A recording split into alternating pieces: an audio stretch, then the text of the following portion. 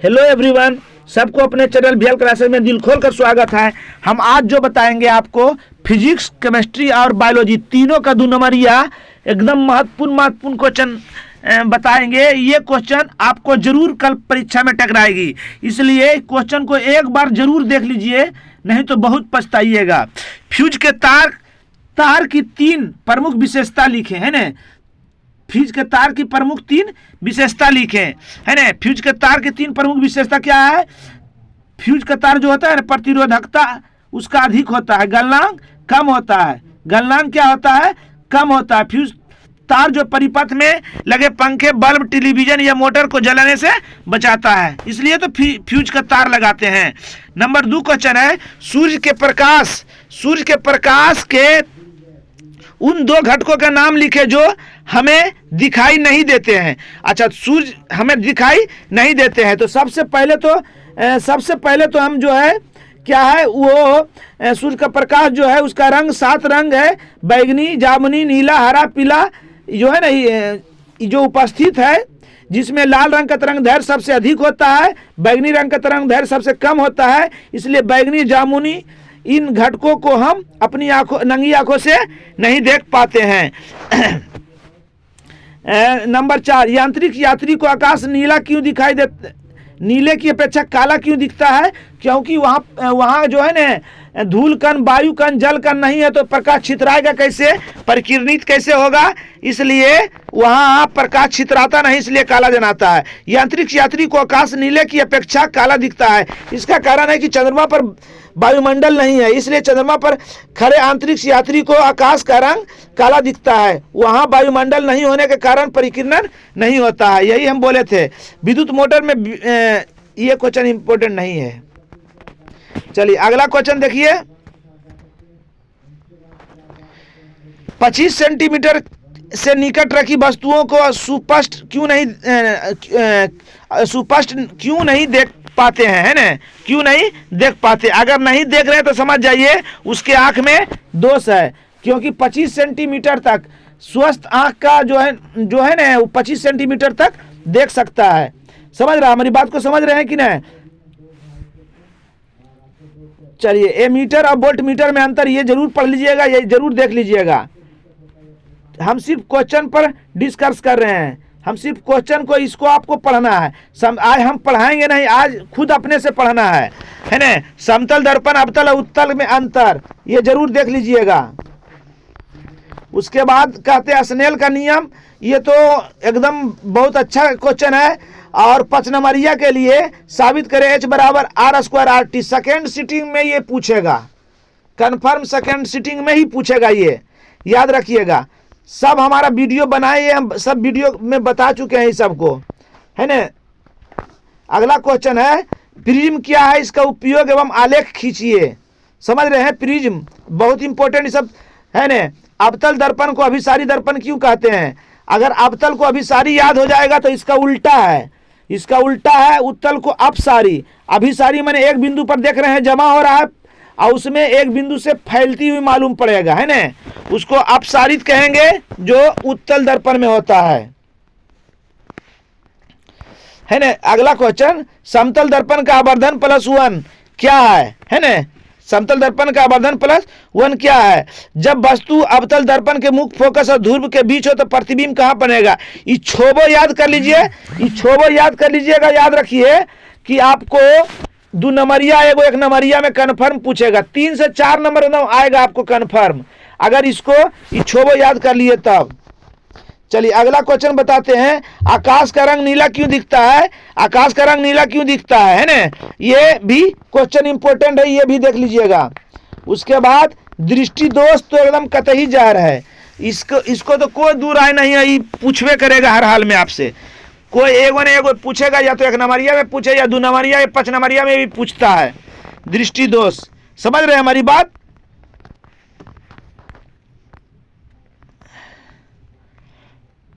नेत्र की समंजन क्षमता, ये भी बहुत इंपॉर्टेंट क्वेश्चन है।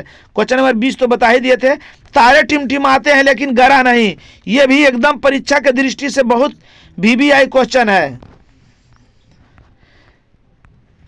क्वेश्चन नंबर 27, विद्युत बल्ब में टंगस्टन का उपयोग क्यों करते हैं, है ना। प्रतिरोध क्या है इसका एसआई मात्रक, विद्युत विभव से आप क्या समझते हैं। ये जितना भी क्वेश्चन हम बता रहे हैं आप देख लीजिए, एक बार पढ़ लीजिए, जैसे भी हो आप एकदम परीक्षा में आपसे टकराएगा। किसी चालक का प्रतिरोध किन किन बातों पर निर्भर करता है। विद्युत बल्ब 220 V से 100 वाट रहता है, अंकित रहता है, तो क्या बताता है, तो फिलामेंट में प्रवाहित विद्युत धारा प्रतिरोध ज्ञात कीजिए, है ना, प्रतिरोध निकालना है। अगला क्वेश्चन है विद्युत धारा क्या है, इसका समीकरण एवं मात्रक बताएं। एकदम इंपॉर्टेंट क्वेश्चन है। विद्युत आवेश, फ्लेमिंग के वामहस्त नियम और दक्षिण हस्त नियम और मैक्सवेल के दक्षिण हस्त नियम, ये तीनों में से एक क्वेश्चन कंफर्म रहेगा। ये नहीं कह सकते हैं फर्स्ट सीटिंग में ये पूछे या सेकंड सीटिंग में पूछेगा, मगर पूछेगा।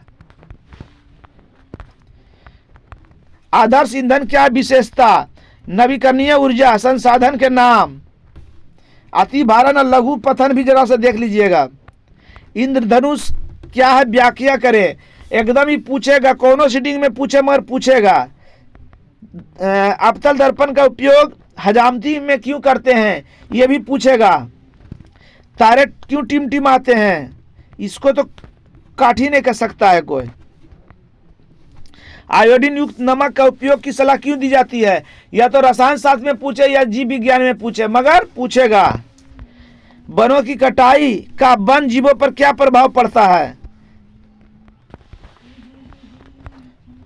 उसके बाद वायु में जलाने से पहले मैग्नीशियम को फीता से साफ फीता को सूती कपड़ा या श्रेष्ठ कागज से साफ करते हैं, क्यों करते हैं।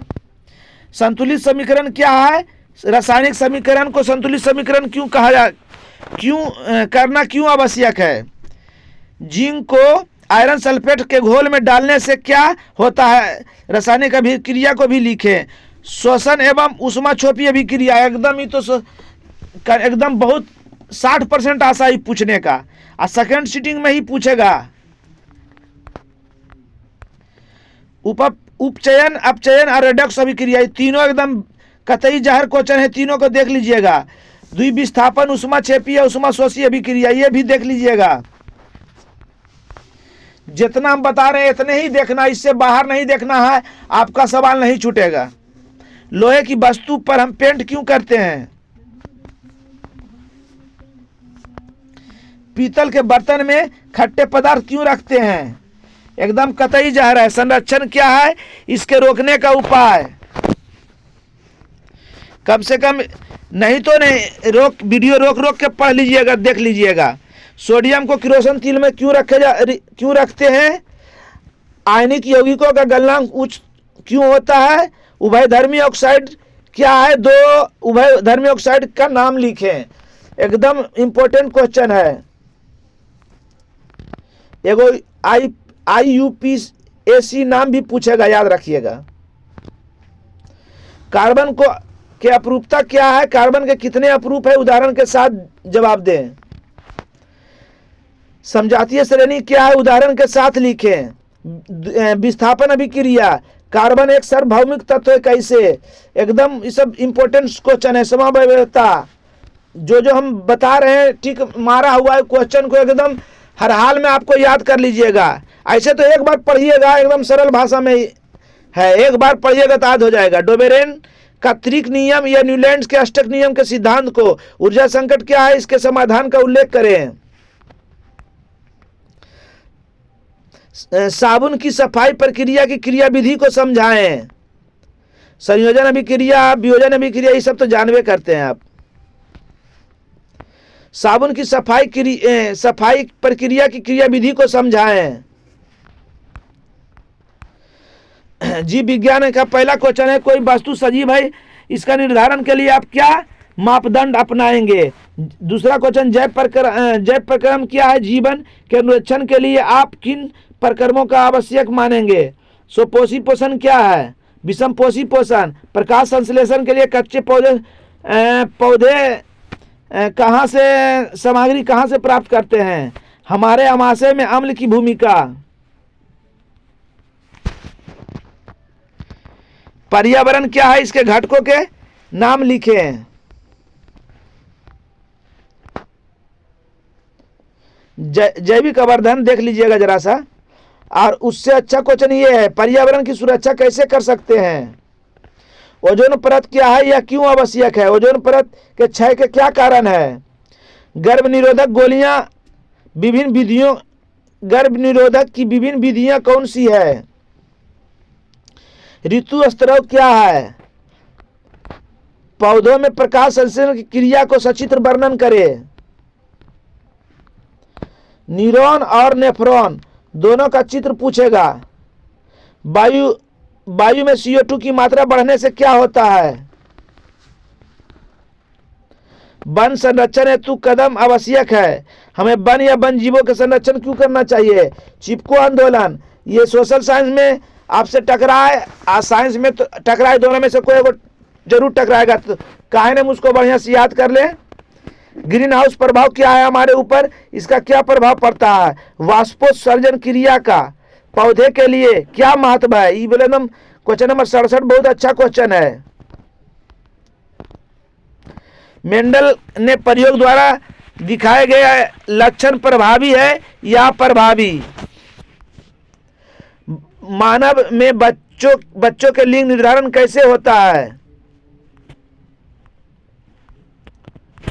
चलिए, इतना क्वेश्चन अगर कर लिए आपको 80+ कोई नहीं काटेगा, समझ गए। हर हाल में करना है। आज का क्लास यही समाप्त हुआ। जय हिंद।